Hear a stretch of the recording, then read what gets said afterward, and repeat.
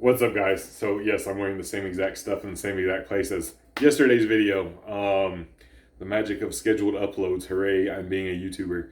My last video, you can go check it out. If you didn't, I mentioned how I worked up to a 450-pound bench press with, no hype, and on the very low end of the arousal curve.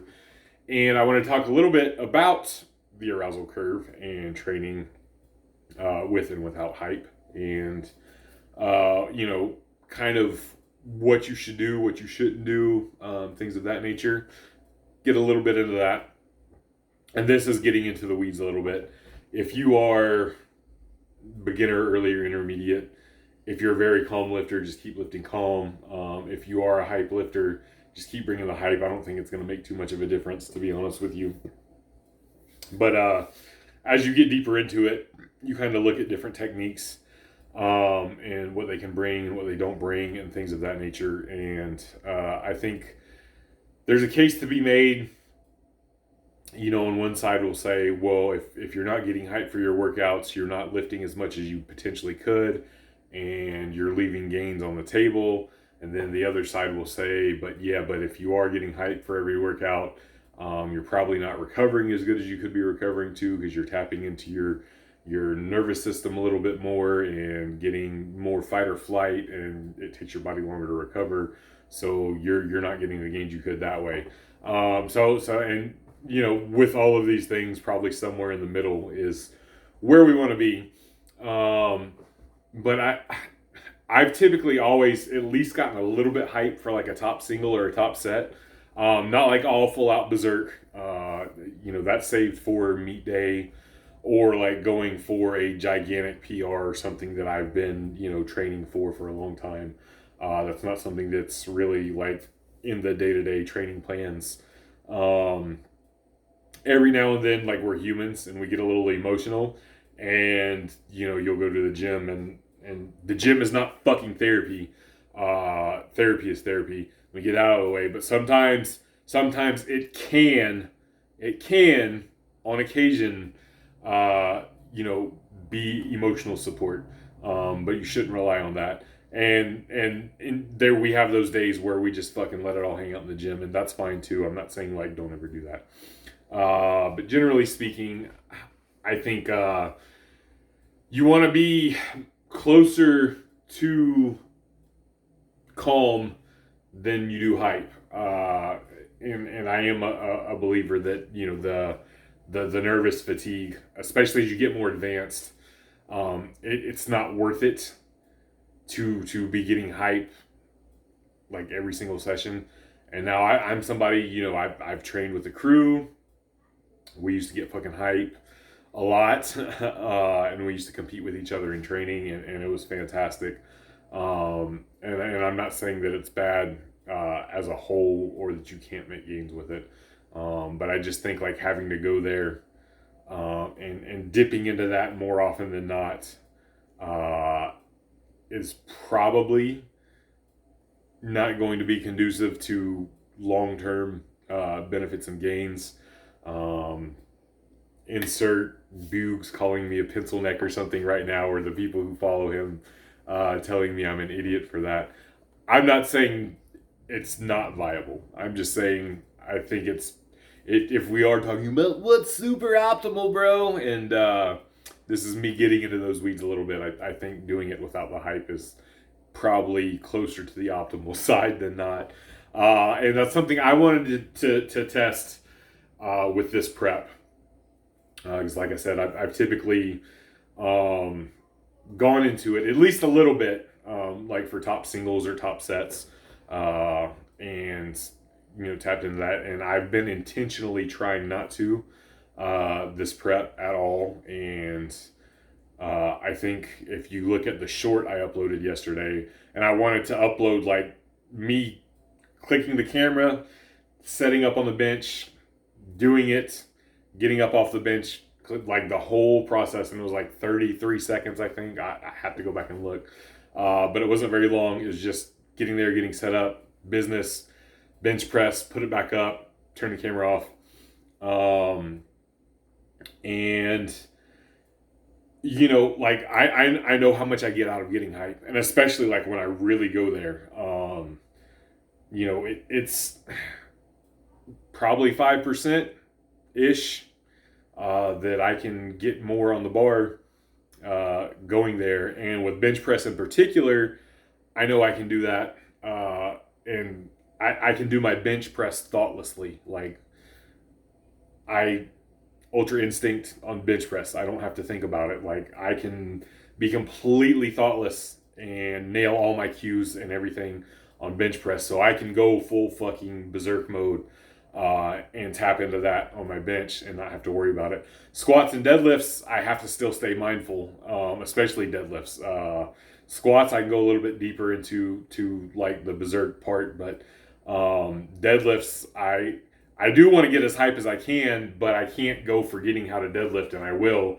And I can't just yank a deadlift without thinking about my cues and my lats and my setup and my wedge and all that stuff.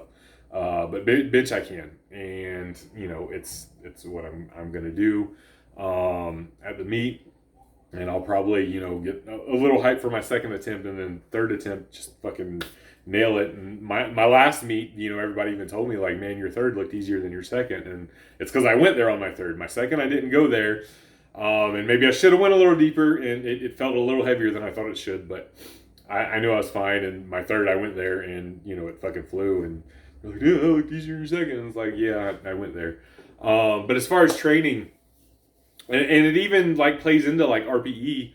If you do an RPE 8 single, like, okay, but is it are you hyped? Like, are you a 9 or 10 on the arousal curve, or are you a 5 or 6 on the arousal curve, or a 3 or 4 on the arousal curve when you did it?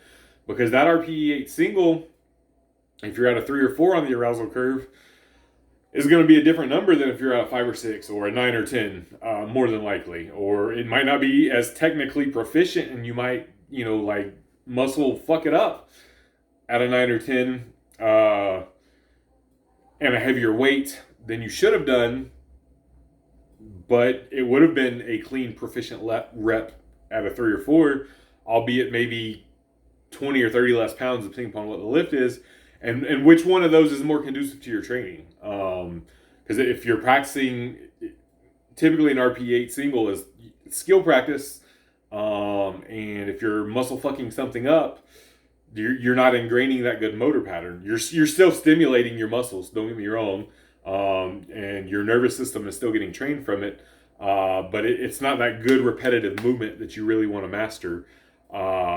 Whereas at that 3 or 4 arousal, again, would have been less weight, and maybe you wouldn't have got the same muscle stimulus, but it probably wouldn't have been too far apart, but it would have been a very clean rep like it was supposed to be, and ingraining that motor pattern in you. That when you get that motor pattern ingrained, especially at like RPE 8 or 9 weights, and you can get to the point where you can master it and hit all your cues without thinking, then you can go to that 9 or 10 when it's time to do it, and you can be thoughtless because you've ingrained those good motor patterns in you, and that 9 or 10 arousal curve is going to buy you another 15, 20, 30 pounds on the bar. Whereas if you've been practicing bad motor patterns, but strong, at that 9 or 10 arousal curve, that's it's going to be hit or miss in the meet, or when it matters. Like it's going to be kind of a crapshoot a little bit, because you've tapped into it so much, and maybe you could argue that you're more skilled at using that 9-10 arousal curve. Could maybe be a thing, but I don't know. I'd rather not. I'd rather save it. I like to think of it as a multiplier. You know, Fucking going back to anime and going back to Dragon Ball Z. Like, I ain't up on all the shit y'all are up on now, but I grew up on that shit before a lot of y'all were born. You know, Goku learned to train in base form. Like, he did his training in base form.